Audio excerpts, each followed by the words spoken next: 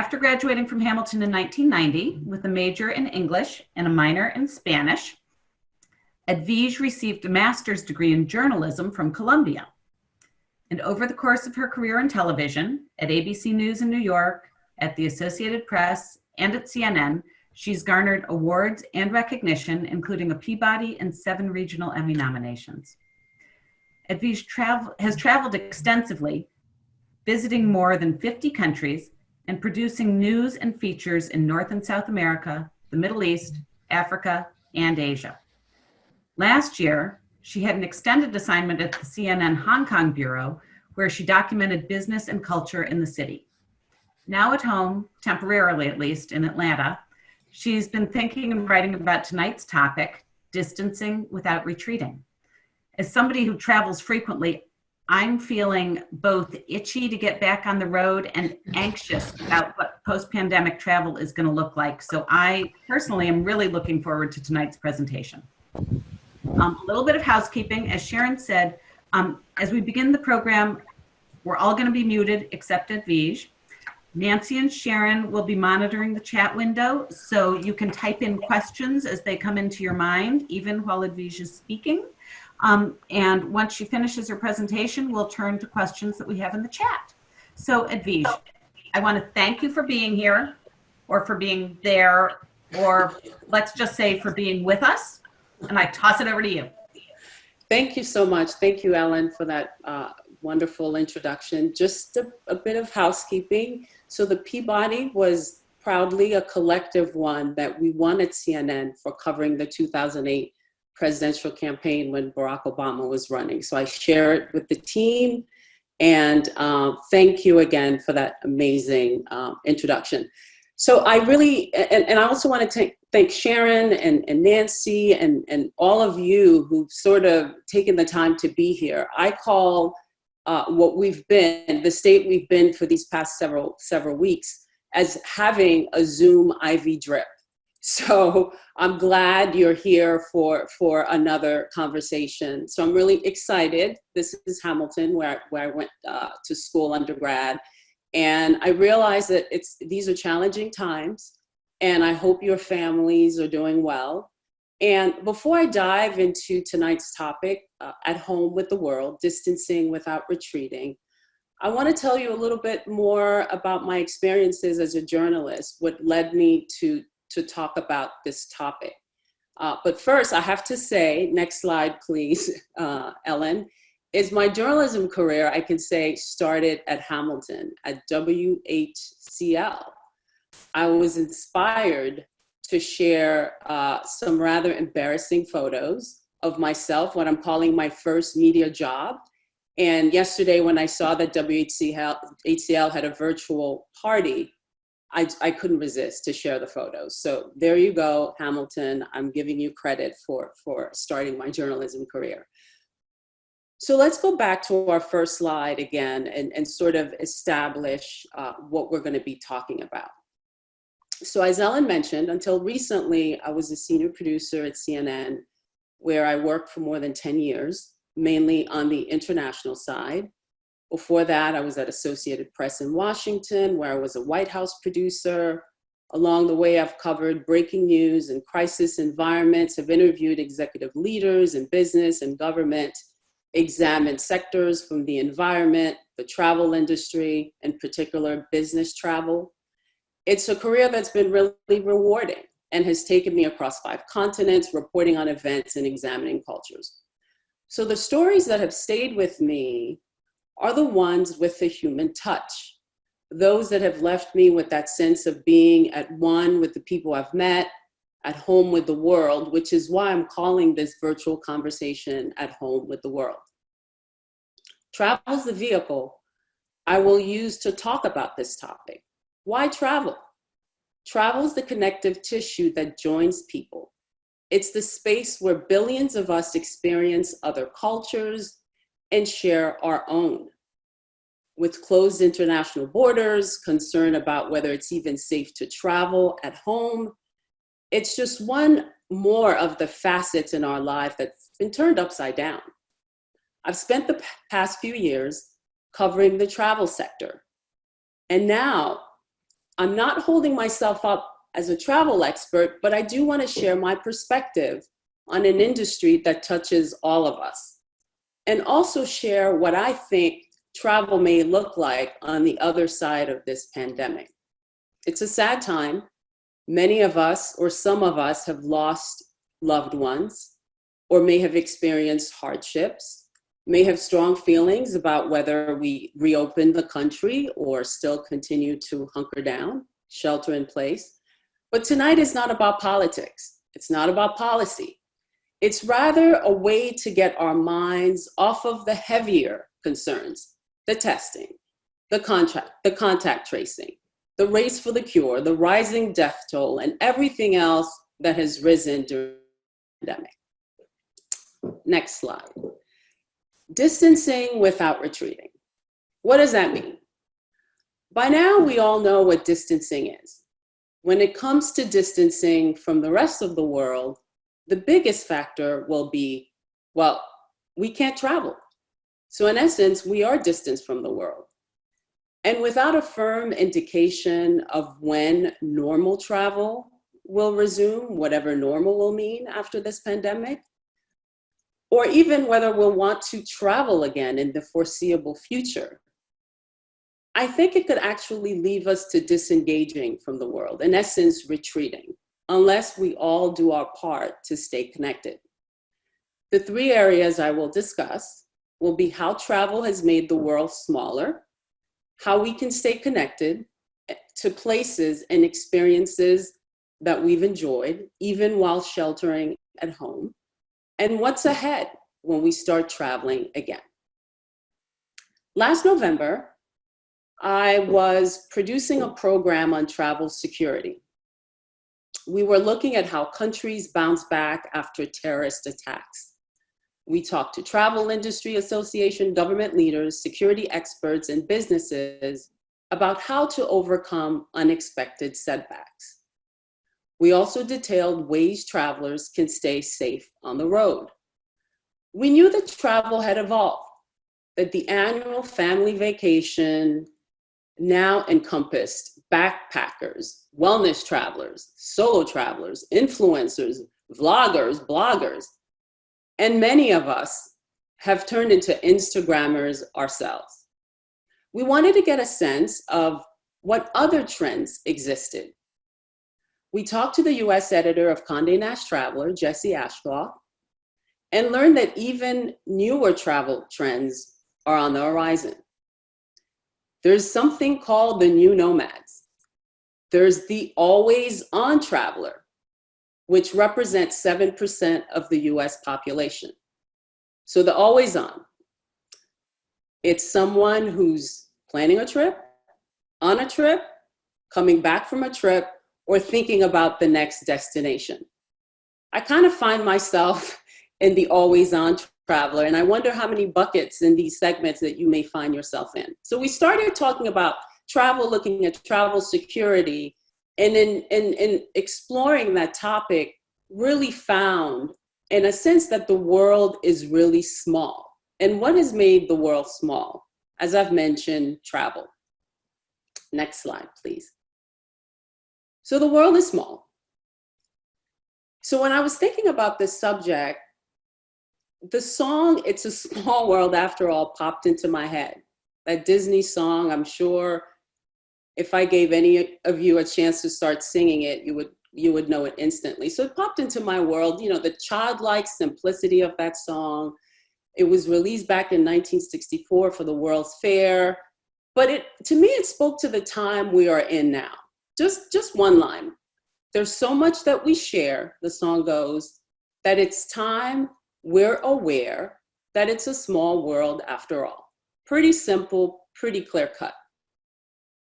And what is more indicative of a small world than travel, right? A virus breaks out in Wuhan and it travels all around the world, and now we are all affected. The death toll continues to rise, but there hasn't been this collective galvanizing response, this global response that can make all of us feel comfortable that we will all as a world come out on the other side. And to think of it, you know, this is a pandemic of biblical proportions. And that sense of we are all in this together, I think has been missing. But I think what has existed is fear. Fear of contracting the virus while traveling, fear of being attacked for somebody thinking that we're carriers of the virus. We all remember what the Asian American community experienced early on and continues to experience about this pandemic. And so imagine yourself now as an American traveling to a foreign country where our numbers now lead the world in terms of cases, as well as the number of deaths, and how people might respond to us as Americans traveling abroad. We may be seen as the carriers or the enemy or those who are not welcome. So it's a malaise I'm feeling, and I'm sure it's a collective malaise, this anxiety about this virus. So I think coming out of this mindset will take some courage. We'll take some courage when we can travel again to actually go back to exploring the world. Next, I want to share Yuli's story, Yuli Yang. Next page. Yuli is a former CNN colleague. So I've been doing a bit of an informal survey, calling friends, talking to different industry leaders in the travel industry, colleagues in different parts of the world, touching base with connections that I've made over the years to kind of get a sense of what does COVID-19 look like outside of the US? Well, Yuli is from Wuhan. And until recently, she lived in Hong Kong and worked at the CNN bureau there. It's where I met her last year when I was on assignment. She said as this virus spread and she saw what she calls the evolution of hate around the world, she felt she had to speak up. The image you are seeing is from a digital piece that she wrote back in February that she called a love letter to Wuhan. So this is what she says in the story. I'm a Wuhan girl living in Hong Kong. Right now, my close family is all living in lockdown in my hometown, the epicenter of the epidemic. I understand and support the physical measures that airlines, governments, and institutions have put in place for control and prevention. But at the same time, I invite you not to put up walls between our hearts.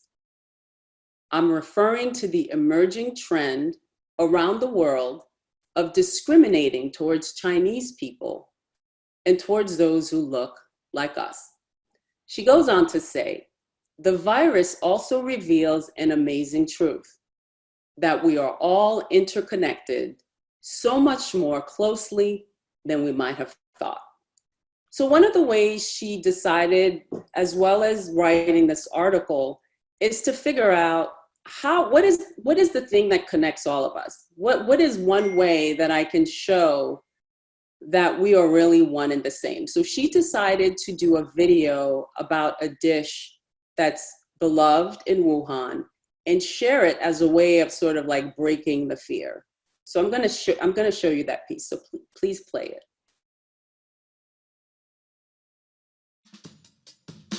I'll never forget the day my granddad took me out to eat these noodles back home in Wuhan. My eyes nearly popped out of my head with excitement at the look and the taste of this dish. It's a Wuhan specialty and one of my favorite things about my hometown, hot, dry noodles. Let me show you how to make them at home. They can keep you going through the good times and the bad. Remember, fear will not defeat Wuhan, and don't ever let fear defeat you. Now, onto the noodles. I'm using spaghetti because its texture is most similar to the authentic Wuhan noodles. You need a rainbow of easy-to-find ingredients. A pinch of white sugar, a pinch of black pepper, 3 teaspoons of dark soy sauce, half a teaspoon of vinegar, 1 teaspoon of chili oil, or as much as you can tolerate. And most crucially, 3 teaspoons of smooth sesame paste, or tahini if that's easier for you to find. Some chopped orange bell pepper. This is a healthy substitute for the marinated radish in this dish. That's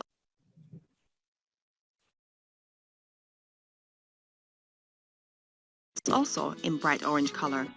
Some chopped spring onions.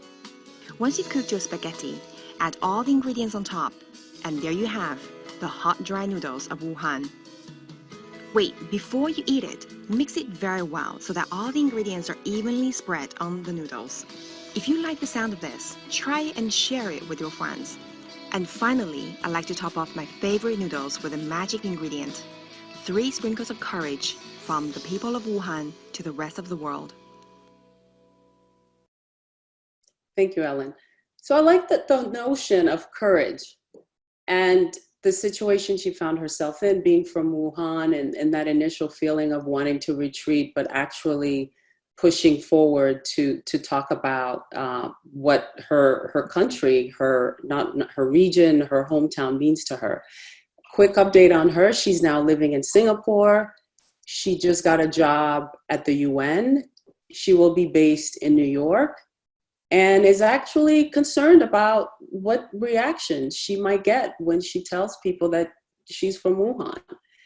She admits that she has biases of her own, as we all do, and basically from her perspective is, at the end of the day, she's from Wuhan. She's always going to be from Wuhan, and felt that the commonalities that she has with the rest of the world, that she needed to focus more on that than what she had, what people have, what we call the differences.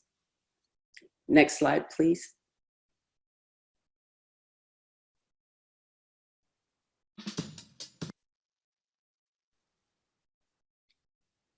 It's the 100 years of travel. Perfect. 100 years of travel. I wanted to sort of give us just a little window as to how we got to where we are, how the world became so small, and how travel has been a major part of it. So last year, we celebrated 100 years of commercial travel. Not the beginning of travel, but commercial travel. When KLM, the oldest airline in the world, celebrated its 100th birthday along with Avianca Airlines and British Airways. In 2018, 4.4 billion travelers, global travelers, went around the world. And the travel and tourism industry says now with COVID-19, 75 million global tourism jobs are actually at risk. So again, all the pain points that we have all been experiencing, hearing about when it comes to COVID, it's also affecting travel. I wanted to touch on aviation because, as I mentioned, it's what's made the world smaller. It enabled the shared connections, less expensive fares, lighter and faster planes have all made this possible. We've come a long way since the longest flight in the world debuted back in the 40s. It was Australia. It was a Qantas flight, Australia to UK, which took 4 days and 7 stops, 4 days, 7 stops, to today's longest flight, Newark to Singapore, in 17 and a half hours. So from 4 days, 7 stops, to 17 and a half hours to travel 10,000 miles. So the world is small. And to go back to what I said in the beginning, a virus there comes here, and again, we see those connections. The next video I want to share with you is a story I did when I was in Dubai.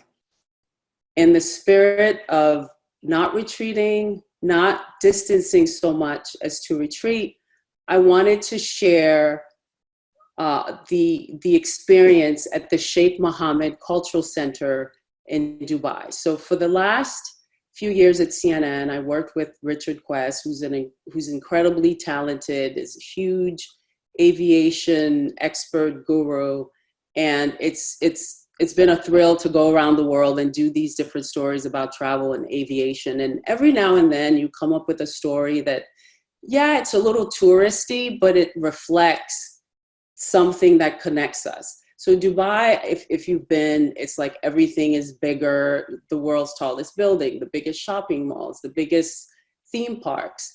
And in Old Dubai, the Sheikh Mohammed Cultural Center is a way for people to go and learn about Emirati culture and ask questions that some of us may feel uncomfortable asking or think it's a bit odd and not so polite. Questions like, why do men wear white? Why do the women wear black?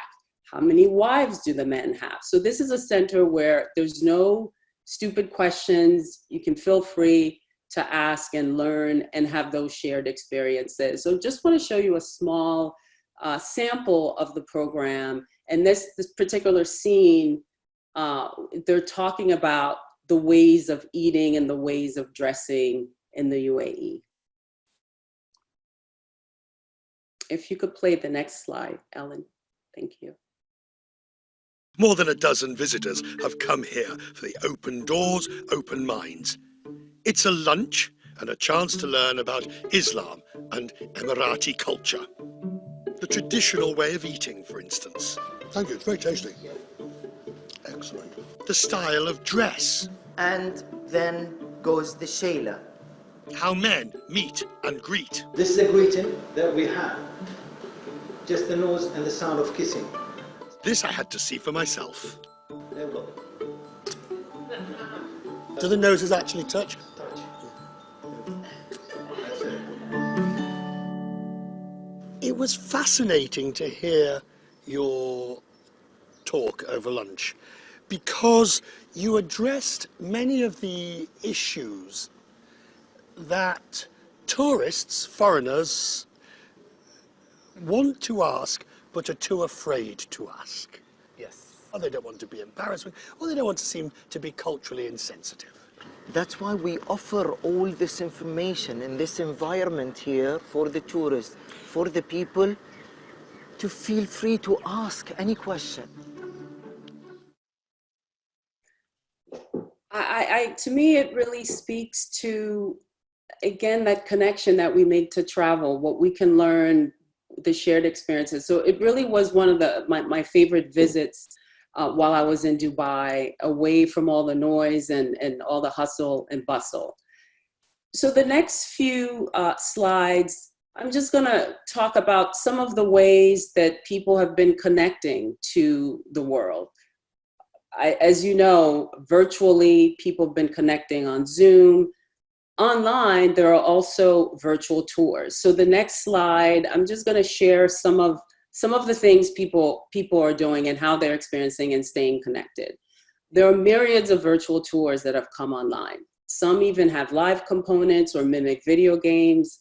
Last month, Egypt's Minister of Tourism announced several tours of historical sites, major hotels. Travel portals like Travel Noir have put out lists. So it's a great way to get our minds off of things, at least for a short while, reminisce about the places we've been, dreaming about traveling again, even while everything is going on around us. As I mentioned, this is really a moment to have a bit of escape. The problems will exist, but we can take a virtual tour and reminisce and remember. I saw on social media recently that a friend of mine who travels quite extensively, his wife had finally printed various photos of scenes that he shot around the world and framed them. So it's really, again, the virtual tours are a way of connecting. The next slide, movies, travel movies. Condé Nast Traveler has put together a list of the favorite or the best travel movies. It's their list, it's subjective. You may have your own. I have my favorite. There's also other movies to explore. You've heard of Bollywood. Nollywood is also huge. There's a huge Nigerian film industry. Netflix has invested heavily in Nigeria and that industry, so you can actually stream Nigerian African films. So it's really an opportunity to explore. There are the old favorites, and also there are new films to be discovered. Next, travel books. Travel books is another way of connecting. Again, this is a list of the world's greatest travel books, and it's a rich, extensive list.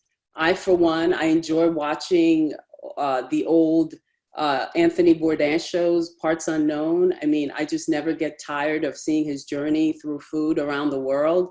And so there are just a few things that we can share and take part in together to connect and remember and have travel and the rest of the world in mind. What's next? What's ahead? Obviously, we're not traveling. We're not traveling internationally. It's mostly cargo that's flying, supplies, and commercial tourism, business travel. Everything has pretty much come to a halt. And on the other side of COVID, I've discovered there are some interesting things. So some of the policies here in the US, some of you may have already heard, Delta, United, JetBlue, Southwest, some of the airlines are requiring now for passengers to have masks. There's social distancing on the plane. In some cases, the middle seat is not being used.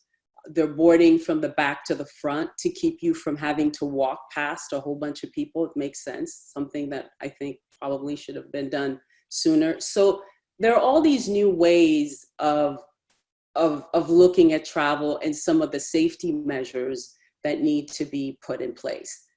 Immunity passports. Yes, people are even talking about immunity passports. What that will look like, I don't know, but it's basically saying you're fit to travel, you can travel, you've been deemed immune. And again, it's something that's going to be a brave new world for all of us. I spoke to a tourism executive in the UAE who says that there's something now that countries are discussing, what they call safe flight zone, travel bubbles, safe corridors where countries enter partnerships into each other, basically saying, I believe and trust your safety protocol so we can travel among each other, among ourselves. And I think of it more like the UN of travel. I mean, what will that do? How will that further segment the travel world? I mean, to think about it, if you look at what happened here in New York, for example, when Governor Cuomo entered into a partnership, New York, New Jersey, Connecticut, Rhode Island, as a group of states to make sure that whatever they coordinated, they would all follow. I mean, could travel look like that here in the US? I mean, what would people feel about that? But these are all things that are being discussed right now when it comes to post-COVID, what the travel landscape is going to look like. It's going to be more outdoor travel, nature, lodges, not so much the indoor activities that many of us have become accustomed to. Social distancing, things like sanitization tunnels, when you go into a hotel. I mean, all of it sounds crazy, but these are discussions that are going on right now. And regionally is how they're predicting people will start traveling again. So some of these things are being tested regionally and then will roll out globally when it comes to global travel. And all of it will put us in a whole new landscape in terms of what life will look like when we start traveling again. To wrap things up, I want to end with Maya Angelou. I've admired her, and she has so many inspirational quotes. This quote from her about travel, I thought it's just the perfect way to wrap things up with some of the things we've touched on. So before I read the quote, I just want to share a little bit about my story with Maya Angelou. I actually met her. I first met her at Hamilton when I was a student. She came to speak in Hamilton, and I still remember like her presence and just hearing her speak, just being there. So when she died in 2014, I posted my memory of her on Facebook, and this is what I wrote. I first met Dr. Angelou when she came to speak at Hamilton College. I remember being so excited and understood even as a student what a big deal it was to meet her and hear her speak, to just be in her presence. Years later, I actually got to spend time with her at her home when I went to produce a live morning interview with her. When she died, as I mentioned, in 2014, I posted part of that story.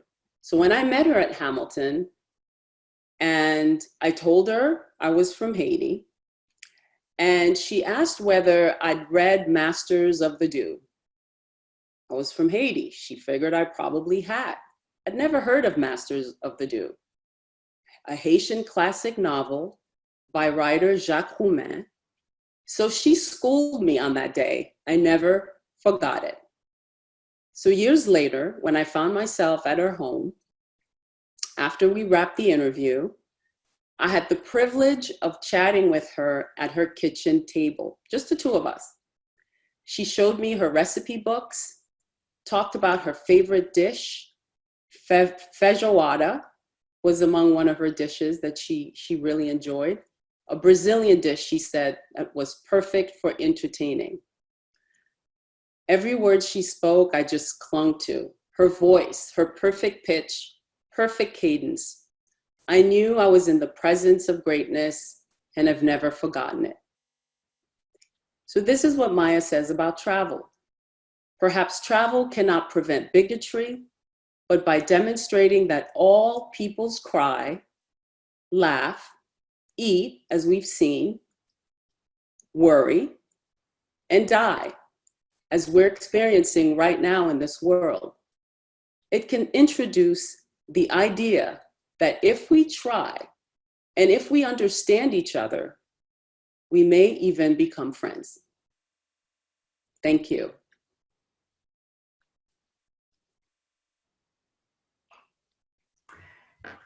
Gosh, Edvige, thank you so much. I know that this, I think that screen's going to come down there. Oh, now I see you. Now I see you. Yay! Yay. So I'm open to questions. Thank you, everybody, for being here and being part of this conversation. And if there are any questions in the chat, Ellen, I'm ready. Yeah, well, first off, Allison Mayberry, 93. I think you've got a question? Yeah, I do, actually. Right. So, Edvige, nice to meet you. I was there at the same time on the Hill you were, so nice to see you. Like Ellen, I work for Hamilton, but I'm always remote. I work out of my home in Dallas, Texas. So I work with alumni in Texas and on the West Coast. So I am an always-on traveler, both personally and professionally. I was so interested when you talked about the sanitization tunnels and that idea in hotels, and I'm curious what other kinds of things are being talked about that we can't even imagine that will make travel possible for us. I mean, I was pretty shocked about the sanitization tunnels. And actually, the travel bubbles, to me, it even though it's very practical when you think about it, if you trust the countries that are close to you and around you, it would make sense to test out what travel is going to look like. But the notion that there could be regional partnerships, which means, what if your country's not in the partnership or you can't travel to the place you want to go to? So I found that it was very surprising. I did ask which countries are considering becoming part of this partnership. He wouldn't say. I mean, obviously it's in the early stages, and he was sort of couldn't share much more information. But I think, to me, that was one of the key things that I learned, that, wow, that this could actually be the future of travel. I mean, we'll have to see. And if there's a vaccine, of course, everything will change. But this is what's happening right now. These are the discussions that are being had right now. Thank you. So let's see, here's another question. Kate Boyer, another fellow traveler, who says, people travel for lots of reasons: to relax, for adventure, to learn. Where are your favorite places to travel for these different experiences, Miss 50 countries? You know, every time I go to a new place, I have a new place. I remember one of the first places I considered my favorite place was Florence, Italy. And then I went to Cape Town. Cape Town became my favorite place. So it really keeps changing. Well, earlier this year, actually, the last trip that I took, I went to Ivory Coast in Ghana. It was a very special trip. I didn't make it in 2019 to the year of return that Ghana had when they were inviting people of African descent from the diaspora to come back. So I decided to go in February and got to see basically some of the slave castles. I had seen some of that when I was in Nigeria, but to sort of be there and look at the Atlantic and learn about some of the horrors. And even though it was a very painful trip, I consider it among, I don't want to use the word favorite, but it was an important trip because it's something I needed to experience. I think travel has made me a student, has made me curious. In 2016, I visited Auschwitz. I was really curious about what had happened there. So for me, and one of the things too that I read Maya Angelou talked about when it comes to travel is educational. And at Hamilton, I spent part of my junior year in Spain. So that was sort of another piece of the travel journey for me. So I'm hard pressed to, like I said, it keeps changing. I mean, I loved Morocco. I really enjoy going to Asia. Vietnam is one of my favorite places to visit. So it's sort of like it runs the gamut. And one thing, let me add one thing about traveling to Ghana and Ivory Coast. So when I arrived in Ivory Coast, this was mid-February, and the doors opened. Now, mind you, when I left, the COVID-19, it's sort of like, we were talking about it, but we weren't in the full throes of it, at least not that we knew. So when I arrived, the plane doors opened. There's a guy in a white coat. He has hand sanitizer. He's giving everybody hand sanitizer. When I get to the immigration customs line, they're doing temperature checks. Took our names, our hotel, our phone number, and it was the same thing going to Ghana. And when I came back, before I came back to the US, temperature checks again. So I get home to Atlanta, and granted I have global entry, so I just kind of whizzed through, but literally the question was, are you carrying alcohol and tobacco? So it was this sort of surreal, right? I'm in Africa, right? And all of that may conjure up for folks, but they were way ahead of the curve. They were already doing temperature checks. And then I came home. It was like, come right in. So I just wanted to share that story to give a bit of perspective. You mentioned that story to me when we spoke a few days ago, and I've repeated it because it's fascinating to me. I think Steve Culbertson, 79. Do you want to unmute yourself and ask a question? So my question has to do with just, I live in DC and I'm curious about the politics of travel. You know, the studies show that about 25 to 50% of people of Americans have passports. And I wonder if the world would be a better place and our politics would be better and perhaps less xenophobic if more people traveled, if we just somehow figured out how to make that a better part of our education system and an expectation that people would see the world. Absolutely, absolutely. And what I have found is that people have a greater sense about us here in the US than we have about much of the world.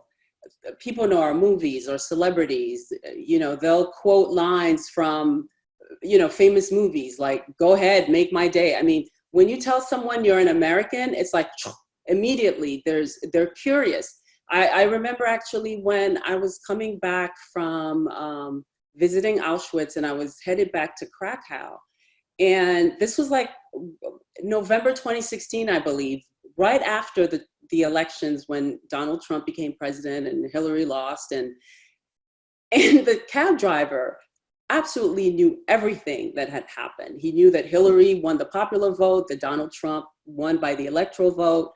So the politics of travel, I think our posture, I think would do a lot for sort of how we represent ourselves as ambassadors. And what I mean by that, it's, you know, there's demonization of American culture, as we know. But what I have found overwhelmingly is people wanting to connect to the US, people being curious about the US. And to be frank, I mean, I said we're not going to talk about politics, but I do want to add that people that I have been talking to about this pandemic have been shocked to see that the US is not leading as it has in the past in terms of taking this sort of galvanizing approach, is what I call it. So I do think politics and travel mix, and I think we miss the mark as a country when we demonize people from around the world. Listen, I'm from Haiti. I came here when I was 7 years old. I spent several years living in Montreal with my aunt, my cousin, and then came back to the US. So for me, I saw the world through the lens of a multitude of colors and people and experiences, even before I became an always-on traveler. So I hope that answers your question, but there is that space that I think travel and politics go together. Thank you. It looks like there's a question from John Heil, 76. John, can you? Yeah, first, thank you so much for doing this, Edvige. This is a really nice idea.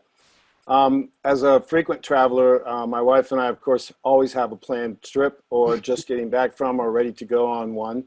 And I'm just wondering if you have a sense of how tourism travel specifically might open up globally. Are there any particular regions that are likely to hold back more than others for one reason or another, as far as you can tell at this point? I think it's really going to be dependent on where countries are with the pandemic. If you look at, for example, I mean, I was just seeing Wuhan is starting to reopen. South Korea has done a great job. Taiwan, and I've been to Taiwan. I mean, the way they've handled this crisis has been, they've sort of been ahead of the curve. So I think the reopening the tourism will be where each country is in terms of fighting the pandemic.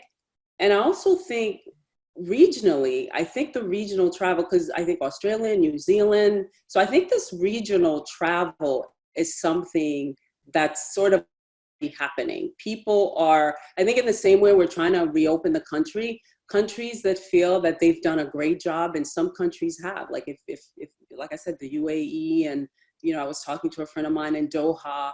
I mean, they've sort of like hunkered in place 40 days, 50 days in some cases, and now are starting to reap the benefits of being able to slowly come out. And so for them, some of the things that have been surprising is how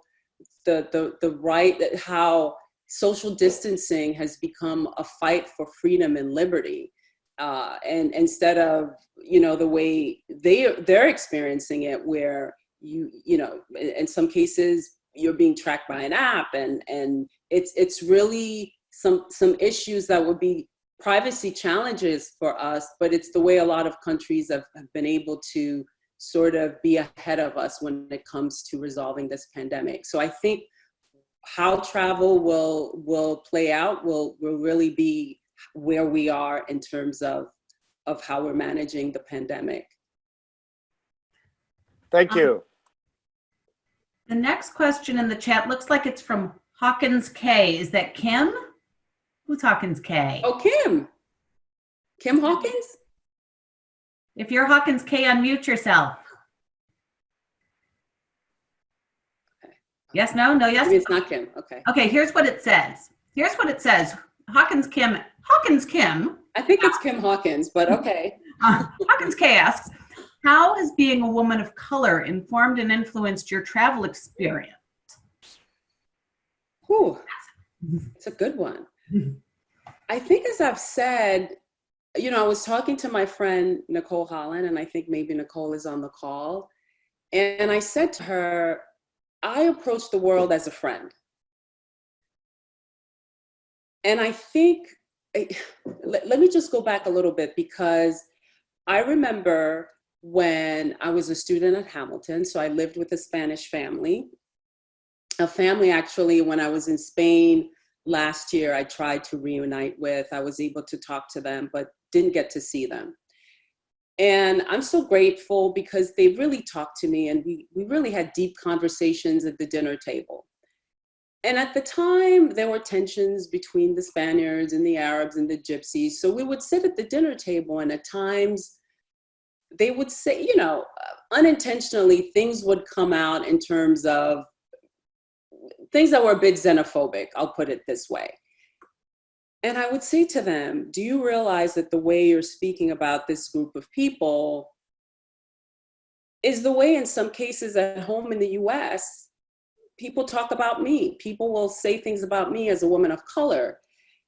And they were like, but no, you're an American. So it's kind of interesting. So I have found that when here, you know, I'm looked as a Black woman or an African American, a Haitian American, but oftentimes when I travel, I'm an American. So it's really an interesting experience, and I wonder who else, as a person of color, has traveled and experienced that, because I feel like in some cases, being an American and the curiosity about being an American has trumped actually being a Black person.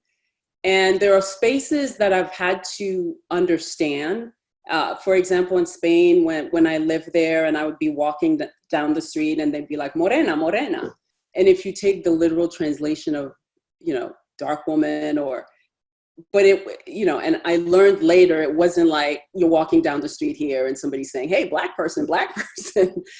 So it's really informed the way I think. I think as a person of color, I have tended to just feel like my mind has been expansive and open. And so I think it's part and parcel of who I am.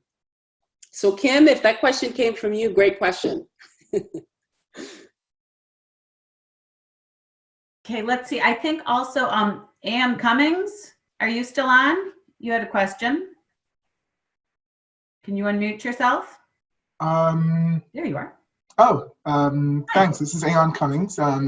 Thanks for the great talk. I was wondering if you combined travel with art or other passions. I know in my travels in business and holidays, it's always a pleasure to meet great artists and conversations and acquire things and learn.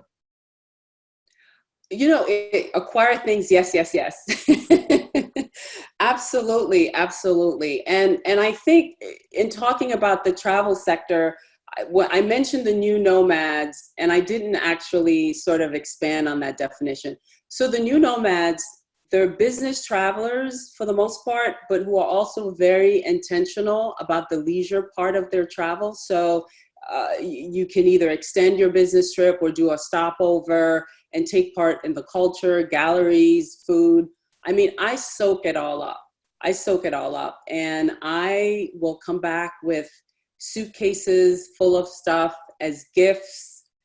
You know, in some cases I've sold things to my friends who really liked what I have. And I think it's great. So if anybody wants the trick of the trade and how to get stuff and where to get stuff and when you travel, how to do it, I'm happy to share some of that.